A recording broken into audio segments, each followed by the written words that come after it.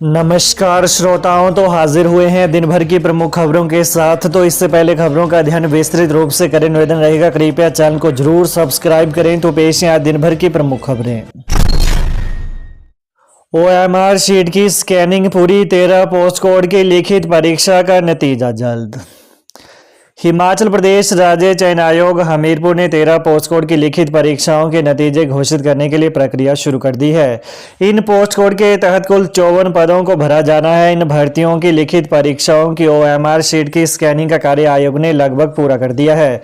यह कार्य दिल्ली की एक फर्म कर रही है। इस फर्म के जरिए भंग कर्मचारी आयोग के दौर से यह कार्य करवाया जाता रहा है। कैबिनेट बैठक में 21 भर्ती परीक्षाओं का नतीजा घोषित करने को आयोग ने हरी झंडी दे दी थी। 2 पोस्ट कोड का नतीजा घोषित कर दिया गया है, जबकि 5 पोस्ट कोड के दस्तावेजों का मूल्यांकन जारी है। वहीं 13 पोस्ट कोड की लिखित परीक्षा का नतीजा भी अब जल्द घोषित होने की उम्मीद है। सीएम सुक्खू बोले, बारिश और बादल फटने की पूर्व चेतावनी के लिए प्रदेश में स्थापित होंगे 48 मौसम केंद्र।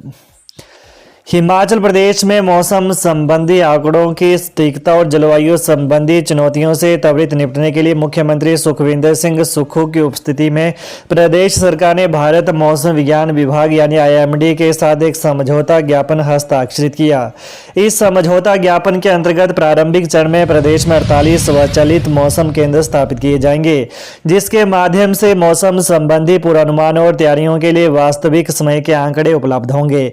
इससे विशेष तौर पर कृषि और बागवानी क्षेत्रों को सहायता मिलेगी। इसके बाद चरणबद्ध तरीके से खंड स्तर पर इस तंत्र को स्थापित किया जाएगा। वर्तमान में प्रदेश में आईएमडी की ओर से स्थापित 22 स्वचालित मौसम केंद्र क्रियाशील हैं।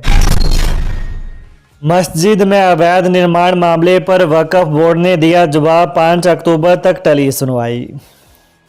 हिमाचल प्रदेश की राजधानी शिमला के संजौली में मस्जिद में हुए अवैध निर्माण मामले में आज नगर निगम आयुक्त भूपेंद्र अत्री के चक्कर स्थित कोर्ट में सुनवाई हुई। वक्फ बोर्ड और मस्जिद मैनेजर ने लिखित में अपना जवाब कोर्ट में दिया। आयुक्त ने पूछा कि मस्जिद किसके अधीन है, यहाँ पर जो निर्माण हुआ वो किसकी जिम्मेदारी है, किसने यह निर्माण किया है, क्या कोई जानकारी है, निर्माण के लिए कहाँ से पैसा आया है, इसे लेकर भी सवाल पूछे। वहीं इस पर वक्फ बोर्ड के अधिवक्ता ने भी जवाब दिया। मौके पर कुल कितना निर्माण हुआ है, आयुक्त ने संबंधित कनिष्ठ अभियंता से अगली सुनवाई यानी 5 अक्टूबर को ताजा स्टेटस रिपोर्ट पेश करने को कहा है। सुनवाई के बाद कोर्ट के बाहर वक्फ बोर्ड के अधिवक्ता बीएस ठाकुर ने मीडिया से बातचीत में कहा कि उन्होंने दस्तावेज कोर्ट को सौंपे हैं। कोर्ट ने निर्माण की रिपोर्ट देने को कहा है। हम रिपोर्ट देखेंगे और अगली सुनवाई पर जवाब देंगे। उधर अब मामले में स्थानीय लोगों ने भी पार्टी बनाने के लिए आवेदन किया है। मामले में 5 अक्टूबर को सुनवाई होगी। एचपीयू में एसएफआई एबीवीपी कार्यकर्ताओं में 2 बार हुई भिड़ंत, धक्का मुक्की। हिमाचल प्रदेश विश्वविद्यालय में नए शैक्षणिक सत्र में छात्र गुटों के बीच लड़ाई झगड़े का क्रम आज से शुरू हो गया। आज परिसर में एसएफआई और एबीवीपी कार्यकर्ताओं के बीच अंतराल में 2 बार भिड़ंत हुई। मौके पर मौजूद पुलिस और विश्वविद्यालय सुरक्षा कर्मियों ने बीच बचाव कर दोनों गुटों के कार्यकर्ताओं को तितर बितर कर स्थिति को नियंत्रित किया। इन घटनाओं के बाद से परिसर में माहौल तनावपूर्ण हो गया है। विश्वविद्यालय परिसर में सुरक्षा इंतजाम कड़े कर दिए गए हैं। परिसर में अतिरिक्त पुलिस फोर्स बुलाकर तैनात कर दी गई है। झगड़े की संभावनाओं को कम करने के मकसद से परिसर में पुलिस के जवान नजर रखे हुए हैं। छात्रावासों में भी कड़ी सुरक्षा व्यवस्था की जा रही है। हिमाचल में केबीसी के नाम पर 11 लाख की ठगी, फेसबुक के जरिए भेजा लिंक, नेक्सॉन गाड़ी का दिया लालच, यूपीआई के जरिए हड़पी रकम। हिमाचल प्रदेश के हमीरपुर के एक व्यक्ति के साथ गेम शो कौन बनेगा करोड़पति केबीसी के नाम पर 11 लाख रुपए की ठगी हुई है।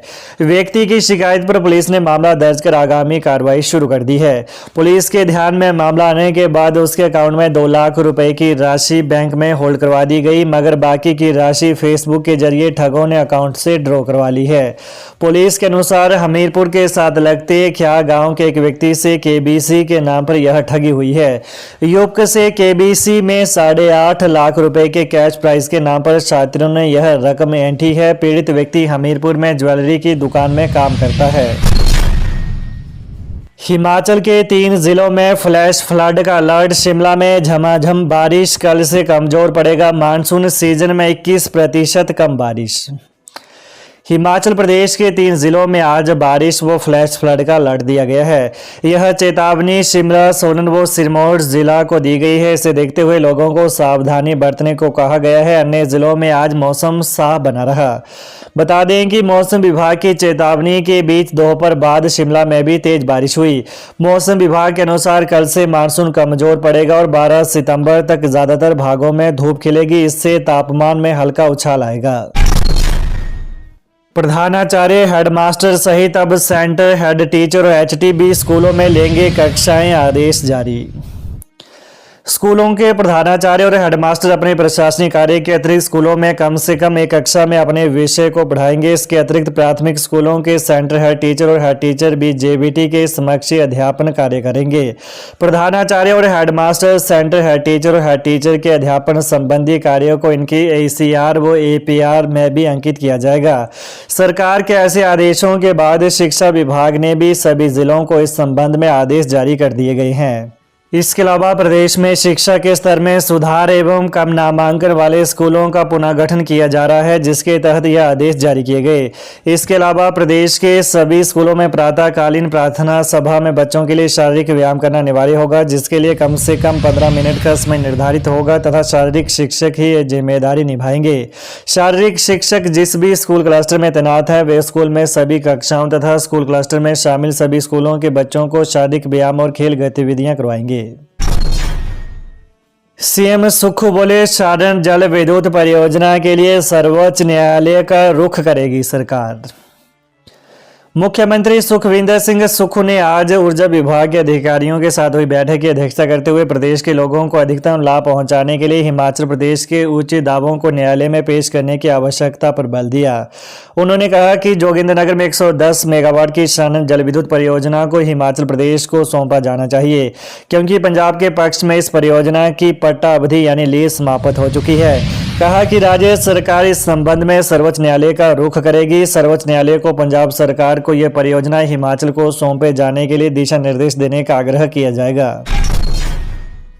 सीएम सुक्खू बोले, अनुबंध पूरा करने वाले कर्मचारी साल में एक बार ही होंगे नियमित। हिमाचल प्रदेश में 2 वर्ष का अनुबंध सेवाकाल पूरा करने वाले कर्मचारी साल में एक बार ही नियमित होंगे। विधायक लोकेंद्र कुमार के सवाल का जवाब देते हुए मुख्यमंत्री ने कहा कि 31 मार्च 2024 तक जिन अनुबंध कर्मियों ने 2 वर्ष का सेवाकाल पूरा कर लिया है उन्हें साल में एक बार ही नियमित करने का प्रावधान है। वर्तमान में अनुबंध आधार पर हो रही नियुक्तियों को बंद करने के बारे में कोई प्रस्ताव विचाराधीन नहीं है।